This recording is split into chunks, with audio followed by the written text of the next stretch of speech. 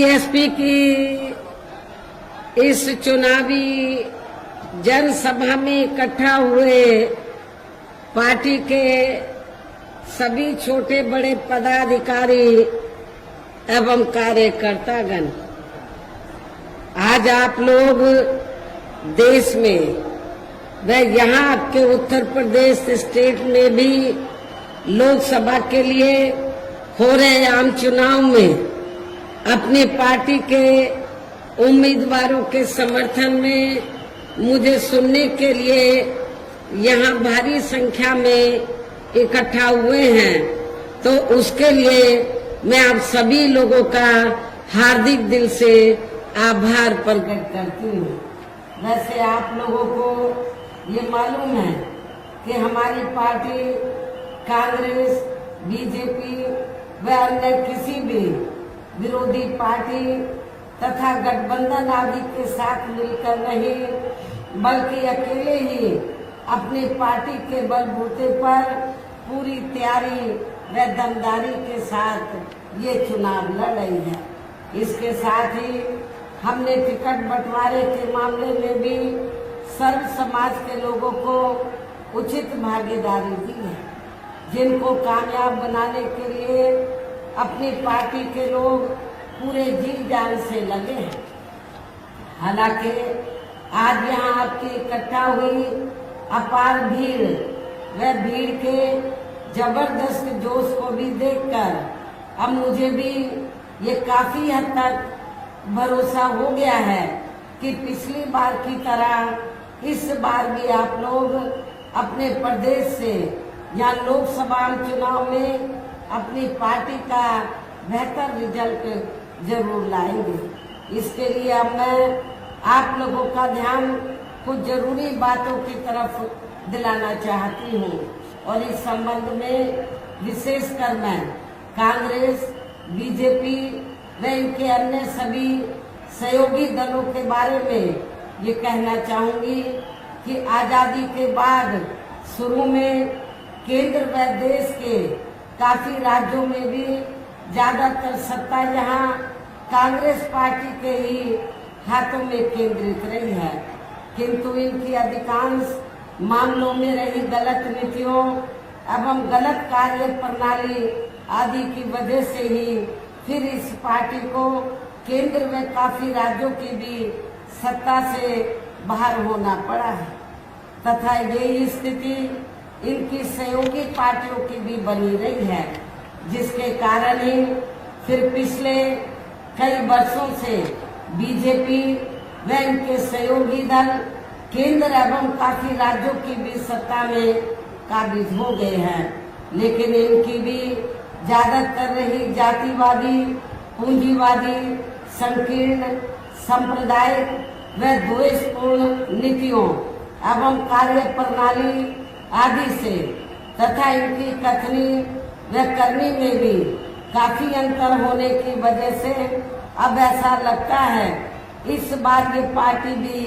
केंद्र की सत्ता में आसानी से वापस आने वाली नहीं है, यानी कि भारतीय जनता पार्टी भी इस बार केंद्र की सत्ता में आसानी से वापस आने वाली नहीं है, बशर्ते यदि ये चुनाव इस बार फ्री एंड फेयर होता है तथा आम चर्चा के मुताबिक वोटिंग मशीनों में भी काफी गड़बड़ी आदि नहीं की जाती है और वैसे भी इस बार चुनाव में इनकी कोई भी पुरानी एवं नई चल रही नाटकबाजी, जुमलेबाजी व गारंटी आदि काम में आने वाली नहीं है, क्योंकि अब देश की जनता काफी हद तक इस बात को समझ चुकी है कि इनकी पार्टी ने अब तक देश के विशेषकर गरीबों, कमजोर तबकों, मध्यम वर्गीय एवं अन्य मेहनतकश लोगों को जो इन्हें अच्छे दिन दिखाने के असंख्य प्रलोभन भरे वायदे किए हैं तथा अनेकों हवाई व कागजी गारंटी आदि भी दी है, तो उनका जमीनी हकीकत में अभी तक इन्होंने लगभग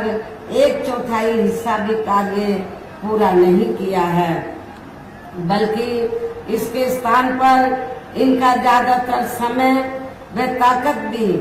यहाँ इनके अपने चहेते रहे बड़े बड़े पूंजीपतियों एवं धन्ना सेठों को ही ज्यादा से ज्यादा मालामाल व धनवान आदि बनाने में तथा इन्हें हर स्तर पर छूट देने में व बचाने में ही लगी रही है, जिनके अधिकांश आर्थिक सहयोग से ही ये पार्टी व अन्य पार्टियां भी अपना संगठन चलाती हैं तथा चुनाव आदि भी लड़ाती हैं, जिसका काफी कुछ खुलासा बॉन्ड की आई रिपोर्ट से भी हो जाता है। और इस संदर्भ में मैं आप लोगों को ये बताना चाहती हूँ कि अभी कुछ दिन पहले माननीय सुप्रीम कोर्ट ने बॉन्ड के बारे में जो रिपोर्ट का खुलासा किया है, तो उससे ये स्पष्ट हो जाता है कि इससे स्पष्ट हो जाता है कि इस देश में कांग्रेस, बीजेपी, अन्य जो और भी विरोधी पार्टियां हैं, तो उन्होंने इस देश के बड़े बड़े पूंजीपतियों व धन्ना सेठों से तो अपनी पार्टी के संगठन को चलाने के लिए व चुनाव आदि लड़ाने के लिए बॉन्ड के जरिए इस देश के बड़े बड़े पूंजीपतियों व धन्ना सेठों से अरबों खरबों रुपया लिया है। ये स्पष्ट हो जाता है। लेकिन उस रिपोर्ट में ये भी खुलासा किया गया है कि देश में अकेले ही बहुजन समाज पार्टी एक ऐसी पार्टी है जिसने बॉन्ड के जरिए एक भी पैसा किसी भी इस देश के पूंजीपति व धन्ना सेठ से नहीं लिया है, बल्कि हमारी पार्टी तो हर साल बीएसपी की मेंबरशिप के जरिए व मेरे जन्मदिन के मौके पर व चुनाव के दौरान भी अपने कार्यकर्ताओं से ही थोड़ा थोड़ा धन इकट्ठा करके अपनी पार्टी के संगठन को चलाती है तथा चुनाव आदि भी लड़ाती है। इसके साथ ही यहाँ मैं ये भी कहना चाहूंगी कि इसके साथ ही अब ऐसा लगता है कि कांग्रेस पार्टी की तरह ही बीजेपी ने भी केंद्र की तमाम सरकारी जांच एजेंसियों का ज्यादातर राजनीतिकरण ही कर दिया है। इसके अलावा देश के किसान वर्ग भी वर्तमान बीजेपी की सरकार में शुरू से ही अपनी विभिन्न समस्याओं को लेकर काफी ज्यादा दुखी व परेशान रहे हैं और अभी भी हैं। जबकि यूपी में 4 बार हमारी पार्टी की रही सरकार ने इनके हितों का भी हर स्तर पर विशेष ध्यान रखा है। हमने उत्तर प्रदेश के अंदर अपनी चारों हुकूमतों के दौरान किसानों को समय से खेती करने के लिए सस्ते साधन उपलब्ध कराए और इनकी फसल का भी हमारी सरकार ने उचित दाम दिया है। और इतना ही नहीं, आपका ये जो मिर्जापुर मंडल क्षेत्र है, ये बहुत पिछड़ा हुआ था, तो हमारी पार्टी की सरकार ने इस क्षेत्र को भी बड़े पैमाने पर अपनी हुकूमत के दौरान विकसित किया है। खासकर सोनभद्र इलाका जो बहुत पिछड़ा हुआ था और जहाँ आदिवासी लोगों की हालत बहुत ज्यादा खराब थी, दलितों के साथ साथ इस एरिया को डेवलप किया और यहाँ पर हमने हर ज्यादातर गांवों को सड़कों से जोड़ा और इन लोगों को यहाँ पर रोटी रोजी के भी साधन उपलब्ध कराए। तो तभी से ये एरिया काफी डेवलप हुआ है और यहाँ नक्सली वारदातें भी बीएसपी की सरकार बनने के बाद से खत्म हुई हैं, जब से इस क्षेत्र का विकास हुआ है। इतना ही नहीं, बल्कि केंद्र में पूर्व की रही कांग्रेसी सरकार की तरह ही वर्तमान भाजपा सरकार में भी इनकी जातिहीन, सांप्रदायिक एवं पूंजीवादी सोच व नीतियों के चलते ही पूरे देश में सर्व समाज में से खासकर गरीबों, दलितों, आदिवासियों, पिछड़े वर्गों, मुस्लिम एवं अन्य धार्मिक अल्पसंख्यक समाज के लोगों का भी पूर्ण रूप से विकास व उत्थान आदि नहीं हो सका है। और इस संदर्भ में वैसे आप लोगों को ये मालूम है कि पूरे देश में यहाँ दलितों, आदिवासियों एवं अन्य पिछड़े वर्गों का सरकारी नौकरियों में वर्षों से अधूरा पड़ा आरक्षण का कोटा भी अभी तक पूरा नहीं भरा गया है। विशेषकर एससी व एसटी वर्गों के सरकारी कर्मचारियों का पदोन्नति में आरक्षण भी अब काफी हद तक प्रभावहीन बना दिया गया है और सपा सरकार में तो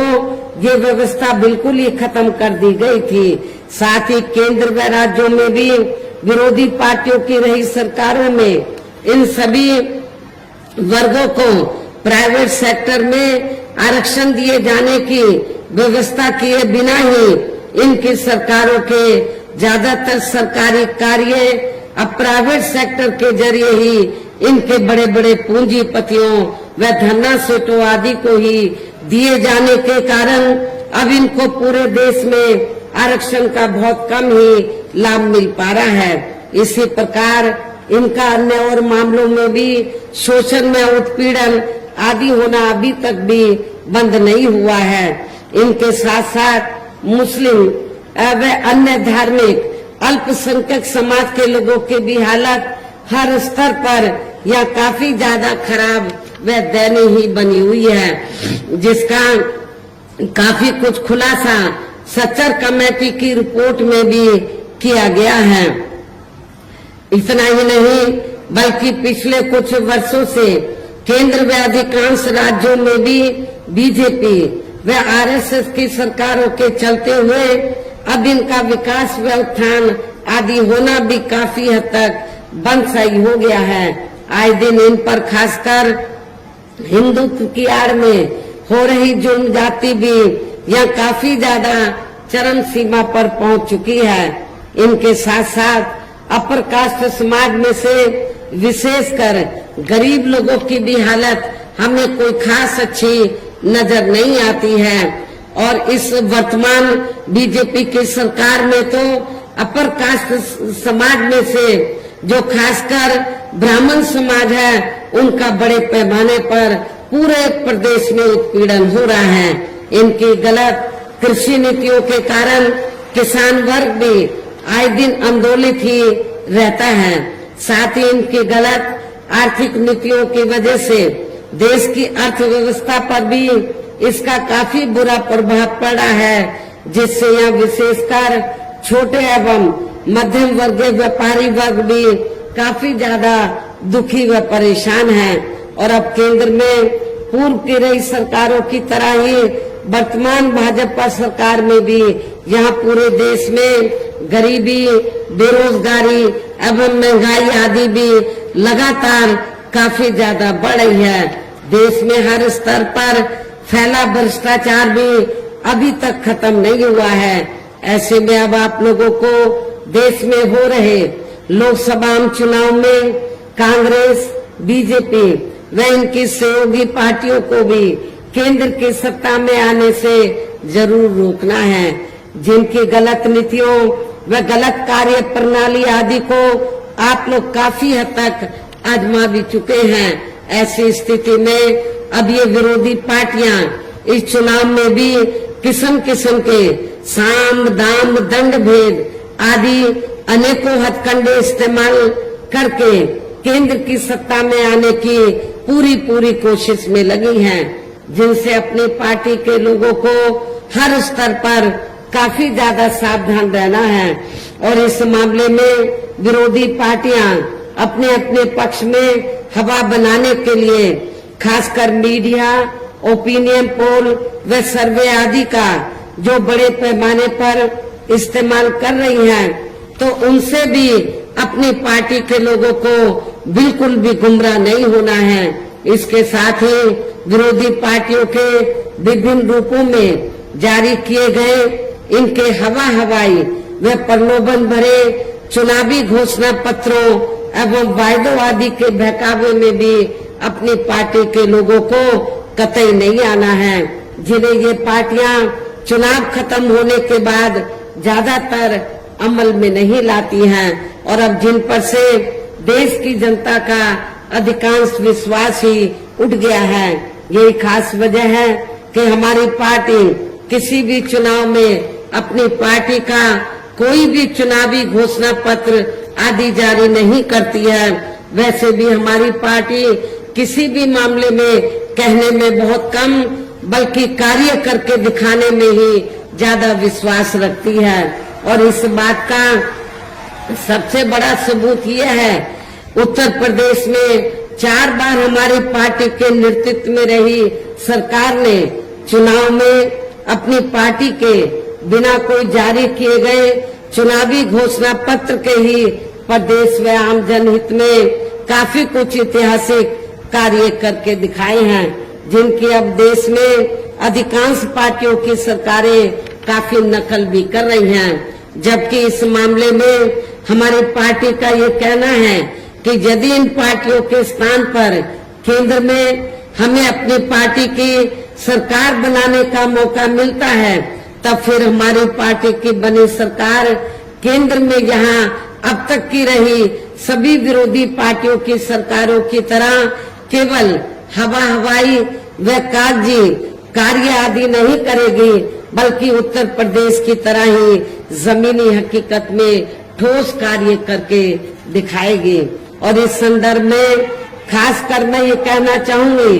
केंद्र द्वारा देश में पिछले कुछ समय से अति गरीब परिवारों को अस्थायी तौर पर फ्री में जो थोड़ी सी खाद्य सामग्री दी जा रही है, राशन आदि दिया जा रहा है, तो उससे इनका स्थायी तौर पर भला होने वाला नहीं है। जबकि आप लोगों को ये मालूम है, आपको ये मैं बताना चाहती हूँ कि जब भी कोई छोटा चुनाव होता है या बड़ा चुनाव होता है, तो पिछले कुछ समय से हम देख रहे हैं कि इस मुफ्त राशन की आड़ में बीजेपी और आरएसएस के लोग हमारे लोगों को, गरीब लोगों को गुमराह करके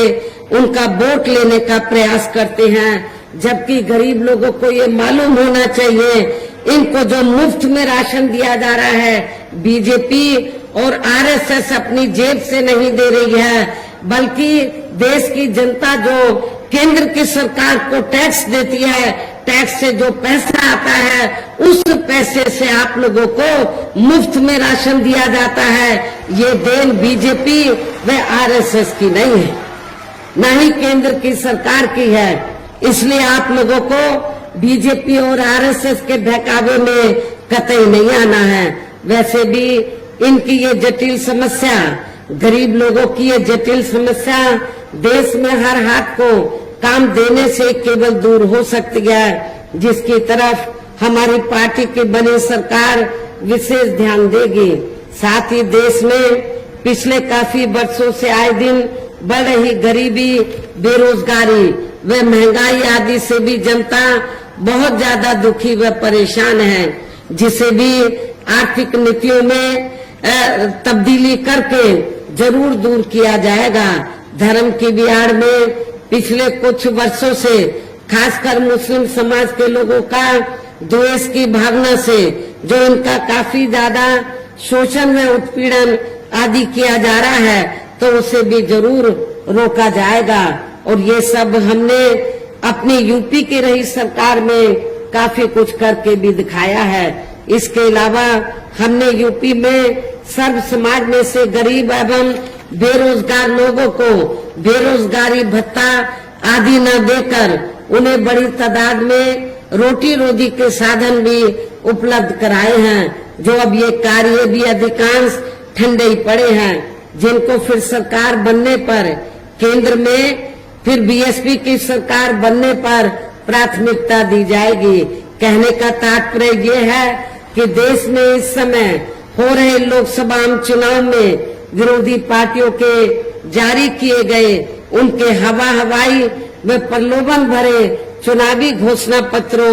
आदि के बहकावे में अब यहाँ खासकर देश के अति गरीबों, मजदूरों, बेरोजगारों एवं अन्य मेहनतकश लोगों को बिल्कुल भी नहीं आना है। और अब इन्हें ऐसे सभी विरोधी पार्टियों को हर हालत में केंद्र की सत्ता में आने से जरूर रोकना है, जिनकी कथनी व करने में काफी अंतर रहा है तथा जिन्हें ये लोग वर्षों से आजमा भी चुके हैं। ऐसे में अब मेरा यही कहना है कि आप लोगों को अपने खुद के व अपने प्रदेश व क्षेत्र तथा देश के भी हित में अपने वोटों को यह कांग्रेस, बीजेपी व अन्य विरोधी पार्टियों को न देकर केवल अपनी एकमात्र हितैषी पार्टी बहुजन समाज पार्टी को ही देना है। जो ये पार्टी उत्तर प्रदेश की तरह ही केंद्र में भी अपनी पार्टी की सरकार बनने पर फिर पूरे देश में यह अपनी पार्टी की सर्वजन हिताय व सर्वजन सुखाय की नीतियों पर आधारित ही सरकार चलाएगी। इसके साथ साथ केंद्र से जुड़ी आपके क्षेत्र की जो भी यहाँ स्थानीय समस्याएं होंगी तो उन्हें भी फिर दूर करने का हर संभव पूरा प्रयास किया जाएगा। साथ ही यहाँ गरीबों, मजदूरों, बेरोजगारों, कर्मचारियों, किसानों, छोटे व्यापारियों एवं अन्य मेहनत कश लोगों के हितों का भी विशेष ध्यान रखा जाएगा। सर्व समाज में से खासकर दलितों, आदिवासियों, पिछड़े वर्गों, मुस्लिम व अन्य धार्मिक अल्पसंख्यक समाज के लोगों के विकास एवं उत्थान के साथ साथ हर स्तर पर इनकी सुरक्षा आदि के लिए भी सख्त कदम उठाए जाएंगे और तभी फिर यहाँ वास्तव में अपने देश के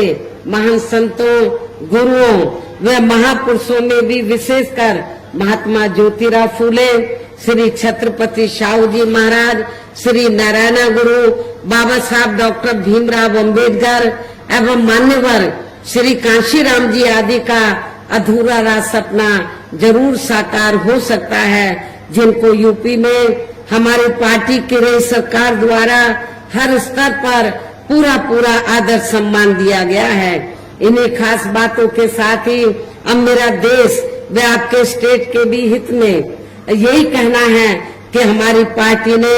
यहाँ जिनको भी लोकसभा के लिए चुनाव के मैदान में उतारा है, आपके मिर्जापुर मंडल में या जिनको भी चुनाव के मैदान में उतारा है, जो आपके सामने मंच पर मौजूद भी हैं, तो उन्हें आपको जरूर कामयाब बनाना है, जिसके लिए यहाँ पार्टी के सभी स्तर के छोटे बड़े पदाधिकारी एवं कार्यकर्तागण पूरे जी जान से लगे हैं। और अब अंत में मेरा यही कहना है कि आप लोगों को वोट पड़ने वाले दिन यहाँ बीएसपी के अपने सभी लोकसभा उम्मीदवारों को, अर्थात हमने आपके मिर्जापुर मंडल में मिर्जापुर लोकसभा की सीट से श्री मनीष त्रिपाठी को और भदोई लोकसभा की सीट से श्री हरिशंकर सिंह उर्फ दादा चौहान को, रावतगंज सुरक्षित लोकसभा की सीट से श्री धनेश्वर गौतम एडवोकेट को हमने चुनाव के मैदान में उतारा है। मेरी आप लोगों से पुरजोर अपील है कि आप लोग बहुजन समाज पार्टी के इन सभी प्रत्याशियों को बीएसपी का जो चुनाव चिन्ह हाथी है, हाथी चुनाव चिन्ह के सामने वाले बटन को दबाकर इनको भारी वोटों के अंतर से जरूर कामयाब बनाना है, विजयी बनाना है। इस खास अपील के साथ ही अब मैं अपनी बात यही समाप्त करती हूँ। जय भीम, जय भारत।